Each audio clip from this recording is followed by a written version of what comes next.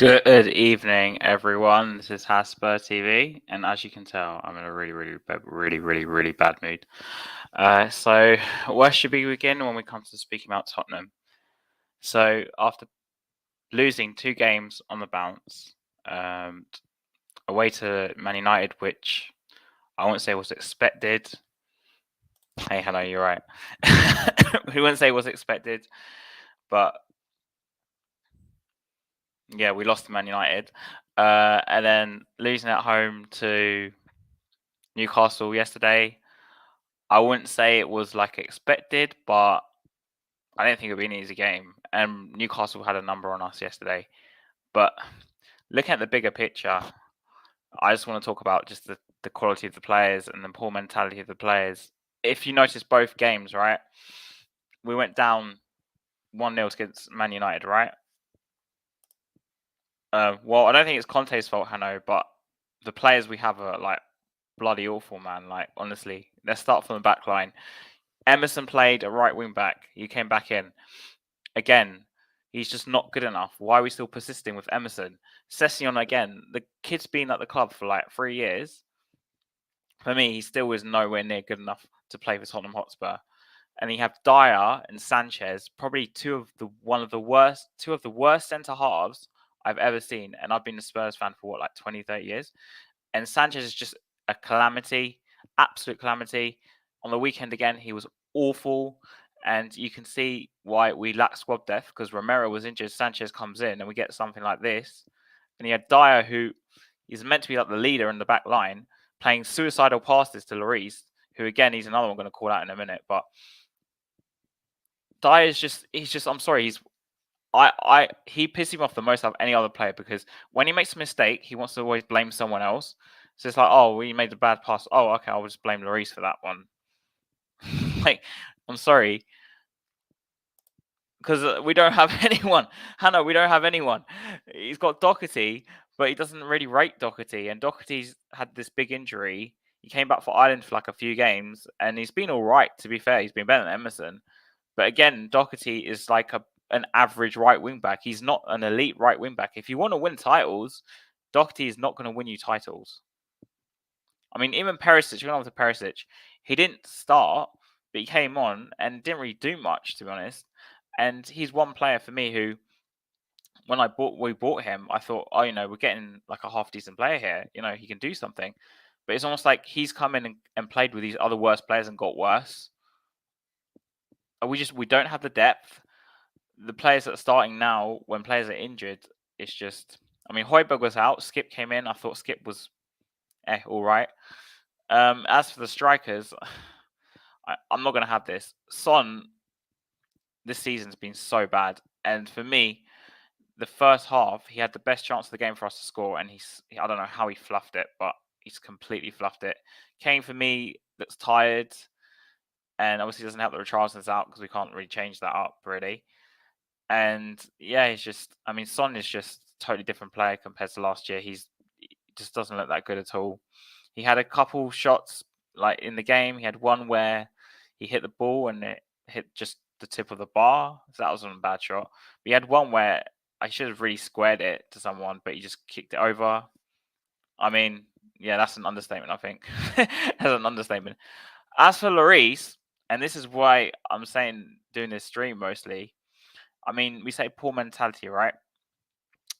Shouldn't the captain be the player to tell everyone else what to do and to not big up the team, but push them back up when we drop, right?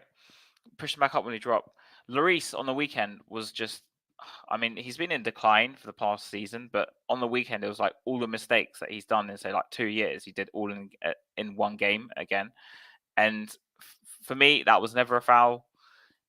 Lloris completely just missed the ball, and it was like they ran into each other. For me, it wasn't a foul. But the fact that the players stopped when it happened, they didn't play through the whistle, is part of the problem. Reece Meat he's not really a captain, and we kind of, it's just, yeah, Hannah, you're right. As a captain, it's just not good. It's not good. Really, we need a central midfielder or a centre half to be a captain. But I wouldn't put Eric Dyer as a captain. No way. I mean, Kane might get the captaincy next season. But Lloris has to go in the summer. Like, we need a replacement for Lloris so badly. And it's just the problem with the Spurs is that it's not just that the fact these players are poor, like quality wise, but like for the most part, but their mentality is just awful. It's just awful. When we concede a goal, it's like they just gave up. Like against United, it's like they just gave up. We conceded another one. It was 2-0, and then we had some sort of resurgence in the first minutes of the second half where we got a goal, which thankfully didn't get ruled out for offside. And yeah, there's not really much to say, to be honest with you. I mean, we just gave up. They just don't have Spurs don't have players who would never say die and die for the team, die for Conte, die for this attitude is just not there. And you can't keep persisting with the same players with different managers and expecting different results. Conte is like manager number 3 since Poch has left with the same similar group of players. Half of the team that started on the weekend was players from the Poch era, which says a lot, to be honest, for me. That Thiago Silva. I mean, if we had Thiago Silva, I wouldn't play Eric Dyer. So, yeah, it's just I don't know what to say. I'm lost for words in terms of the way we play. The players have a poor mentality, poor quality, and in combination with that, it goes way back to Levy because Levy's the guy giving some of these players like Eric Dyer a new contract, Ben Davies a new contract, albeit Davies is probably the best of the worst. And these players have been here for years. I don't know why people are expecting different results from a different manager. At the end of the day, Conte sort of put a band-aid on us last season in terms of getting more out of these players than we would have expected, especially someone like Dyer, who had some good games last season. But this season, it's just every game he's making mistake after mistake after mistake. And the fact that Dyer is probably one of the most important players in terms of the system because he's a centre-back, central centre-back, in a Conte system, he is the one who's meant to marshal the back 3 or 5, because however you want to say it, and he's the one who's meant to show an example to everyone else. This is how you defend, and he's possibly, to be honest, he's possibly one of the worst defenders in that back 5, alongside Sanchez, who played yesterday. And Sanchez doesn't normally play, so Dyer's definitely the worst. I think Longley, for me, was like the only one who I had any confidence in, and even he was bad on the weekend. It's like you surround good players with worse players, they get worse. So Spurs still need like a massive clear out. And the big question is Conte going to still be here next season? Because for me, if it carries on like this, either the fans will turn, even though it's not actually Conte's fault, let's be honest. Like, he didn't sign half these players. Or Levy's going to sack him because he won't make top 4, because that's what always happens at Tottenham. Even though the manager doesn't get backed, they still get sacked if they don't make top 4.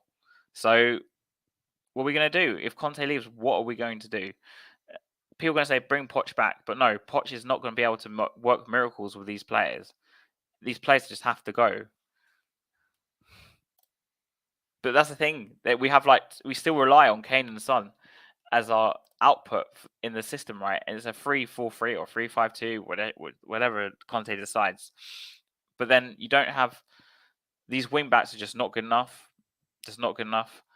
The central midfielders, albeit Bentancur for me was probably our best player on the weekend.